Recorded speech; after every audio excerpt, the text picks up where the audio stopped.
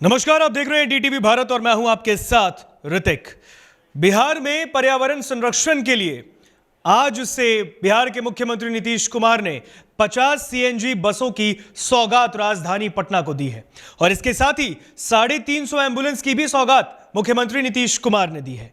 आपको बता दें कि बिहार में जहां पर्यावरण के संरक्षण के मद्देनजर सीएम नीतीश ने यह बड़ा फैसला किया कि अब सीएनजी बसें राजधानी में दौड़ेंगी और इसका आज शुभारंभ भी खुद सीएम नीतीश ने कर दिया है। 50 सीएनजी बसें जो कि जीपीएस युक्त ये बसें हैं। कुल इसमें 32 आपको बता दें कि ड्राइवर भी होंगे और ये बसें जो दी गई हैं तमाम आपको सुविधाओं से लैस है। जीपीएस से लेकर इंटरनेट तमाम चीजें इसमें होंगी। मुख्यमंत्री नीतीश कुमार ने आज इसे हरी झंडी दी है, शुभारंभ किया है और सीएनजी बस जब से परिचालन हुआ इसको लेकर राजधानी के लोगों में भी एक खासा उत्साह है। आपको बता दें कि इससे पहले राजधानी की सड़कों पर नगर निगम की बसें चलती थी। पर्यावरण संरक्षण के मद्देनजर सीएम ने यह बड़ा फैसला लिया कि अब सीएनजी बसों को दौड़ाया जाएगा राजधानी पटना में। इससे पहले आपको बता दें कि दिल्ली में भी सीएनजी बसें चलती हैं और आपको बता दें कि अब राजधानी पटना में भी सीएनजी बसें चलेंगे। लेकिन इस बीच 350 एम्बुलेंस भी दी गई है इसकी सौगात। आप देख सकते हैं जिस तरीके से बिहार में कोरोना वायरस की दूसरी लहर से हमने लड़ाई की, अब संभावित तीसरी लहर के आने की आशंका है। इस बीच सीएम नीतीश की ओर से 350 एम्बुलेंस भी दिए गए हैं, इसलिए क्योंकि आने वाले इस महामारी जब तीसरी संभावित लहर आएगी तो एम्बुलेंस की कमी ना हो। इसको लेकर राजनीति भी गर्म हुई थी, विपक्ष ने लगातार हमला भी किया और अब 350 एम्बुलेंस की सौगात भी दी गई है। आपको बता दें कि राजधानी पटना में आज से 50 सीएनजी बसें चलेंगी। इसके साथ ही मुख्यमंत्री ग्राम परिवहन योजना के तहत 350 एम्बुलेंस का शुभारंभ भी पटना से विभिन्न जिलों के लिए किया गया है। मुख्यमंत्री नीतीश कुमार ने 50 नई सीएनजी बस और विभिन्न जिलों के लिए 350 एम्बुलेंस का फ्लैग ऑफ किया है। आपको बता दें सीएनजी बस में जीपीएस, सीसीटीवी, पैनिक बटन आदि आधुनिक सुविधाओं से लैस होगा। यात्रियों को मार्गों की जानकारी के लिए बस के अंदर और बाहर कुल 4 डिस्प्ले बोर्ड लगाए गए हैं। बसों के अंदर मोबाइल चार्ज की भी व्यवस्था है। तो इतनी तमाम सुविधाओं के साथ मुख्यमंत्री नीतीश कुमार ने सीएनजी बसों का परिचालन शुरू करवाया है। बिहार में राजधानी पटना में आज से 50 सीएनजी बसें दौड़ेंगी और आपको बता दें कि इस बीच सीएम नीतीश ने बयान भी दिया है। सुनिए मुख्यमंत्री नीतीश कुमार क्या कुछ कह रहे हैं।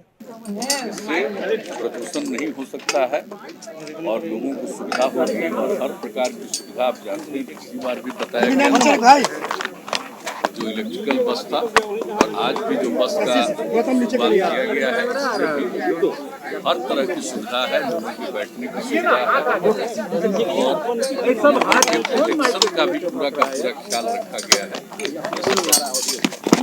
बाकी आप जानते हैं कि जिस तरह से लोगों को बीमारी के इलाज के लिए गांव से भेजना पड़े अस्पताल, तो उसमें काफ़ी दिक्कतें थी, कम था। अब उसी को ध्यान में रख करके आप देख रहे हैं कि हम लोगों ने जो तय किया है, पहले से जो योजना बनी हुई है उसी में भी ये तय कर दिया कि हर एक ब्लॉक में 2 लोगों को दिया जाएगा, 2 लाख रुपए तक की मदद की जाएगी 50% और अधिकतम 2 लाख रुपए तक की मदद की जाएगी एम्बुलेंस के लिए।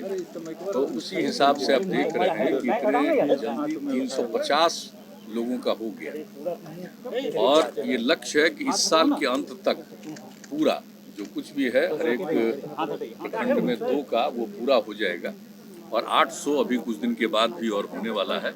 कि जैसा बताया गया है कि अक्टूबर महीने तक वो भी हो जाएगा। तो इस तरह से जो एम्बुलेंस की सुविधा हो जाएगी, जो देख रहे थे कि अभी जो कोरोना का दौर चला है तो उनको कहीं से भेजने में काफ़ी तरह की दिक्कतें आई थी। तो उसको भी देखते हुए और कोरोना तो आज है, कल किसी भी प्रकार की बीमारी का कोई सामना करे तो उसको अस्पताल ले जाने में कोई दिक्कत नहीं, नंबर 1। और नंबर 2 दूसरी बात है कि जो एक्सीडेंट वगैरह होता है रोड्स पर, तो आप जानते ही हैं कि अब इतना ज़्यादा सड़क बन गया है, बहुत ही बड़ी बड़ी सड़कें बनी है, सब कुछ किया गया है, लेकिन फिर कहीं ना कहीं सड़कों पर दुर्घटनाएं होती हैं और अगर कोई उस इलाके का आदमी दुर्घटना का पीड़ित है तो उसको तत्काल इलाज के लिए, उसके बचाव के लिए अस्पताल वगैरह में पहुंचाना है, तो अगर एम्बुलेंस नहीं होने पर तो दिक्कत होती है। एक सीमित समय रहता है, अगर उस बीच में इलाज शुरू हो जाए तो उनके बचने की संभावना रहती है।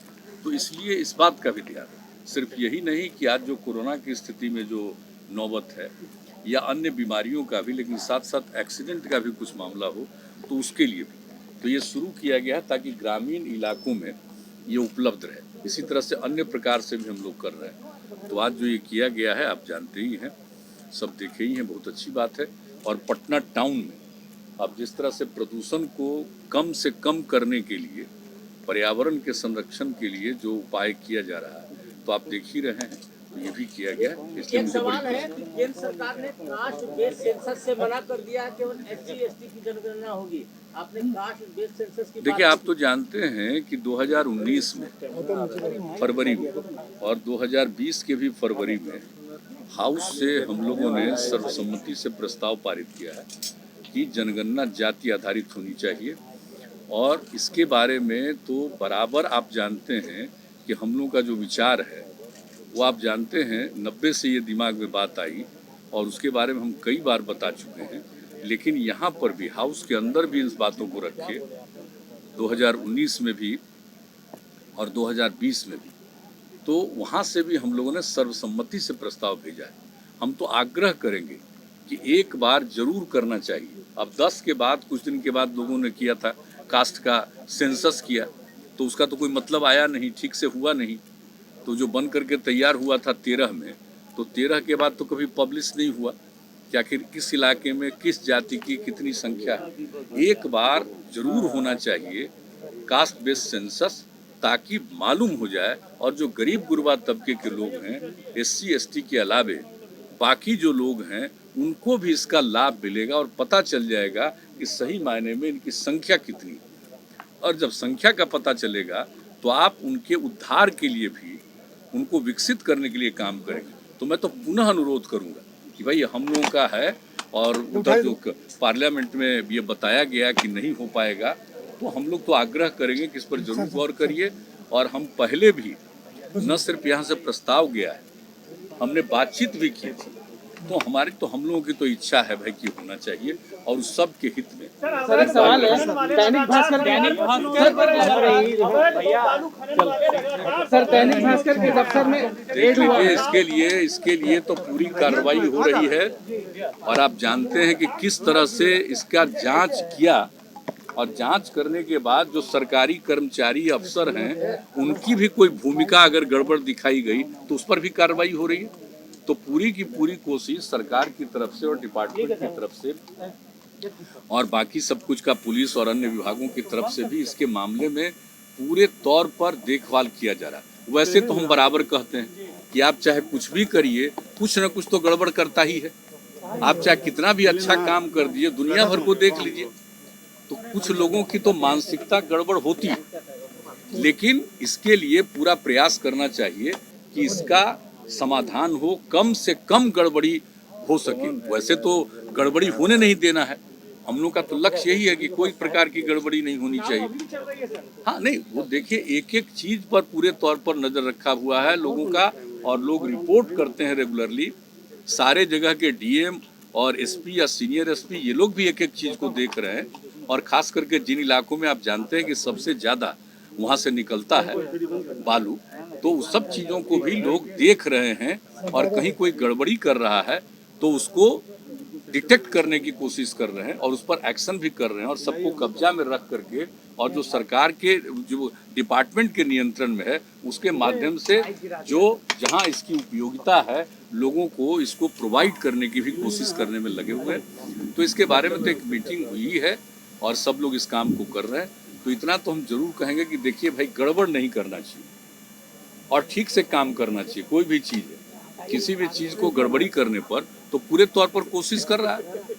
और अगर सरकारी तंत्र में भी कोई गड़बड़ है तो उनको भी छोड़ा जाता है। अभी कुछ लोगों को पता चला है तो उनके ऊपर पूरा पूछताछ हो रहा है, सब कुछ कार्रवाई हो रही है। जो जरूरी बात होगी वो यहाँ के उस पर जो एक्शन जो संसद नहीं चल पा रहा है, पार्लियामेंट नहीं चल पा रहा, फोन टैपिंग मामले पे हंगामा लगातार जारी है। अब तो चलिए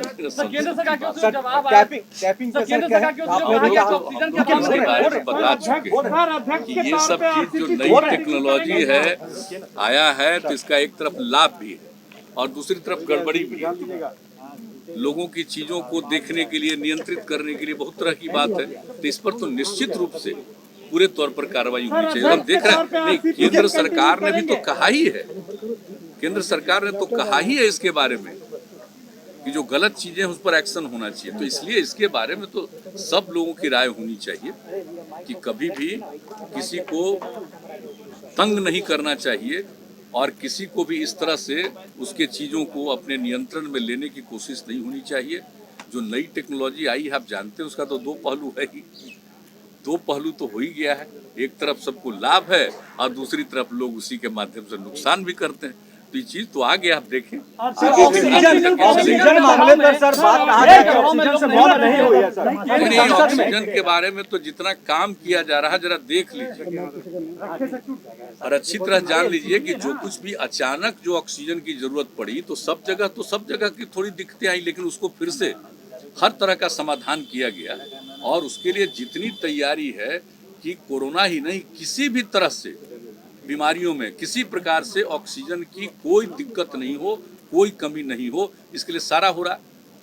सारे अपने अस्पतालों में जो आपका मेडिकल कॉलेज और ये सब अस्पताल भी है, सब जगह और दूसरे जगहों पर भी पूरे तौर पर तैयारी चल रही है। आप समझ लीजिए अगले महीने में बहुत कुछ पूरा हो जाएगा। कुछ जगहों पर तो पूरा हुआ है, लेकिन ये उम्मीद है जो बराबर रोज प्रतिदिन उसके बारे में क्या डेवलपमेंट उसकी रिपोर्ट आती है हमारे पास, तो उस हिसाब से ऐसा लगता है कि अगले महीने में पूरे तौर पर ये सब काम हो जाए। जदयू के राष्ट्रीय अध्यक्ष आरसीपी सिंह जी रहे। सब चलिए ना भाई, वहाँ ना कुछ दिन ना सबको पता चलेगा। ऐसे ही काहे के लिए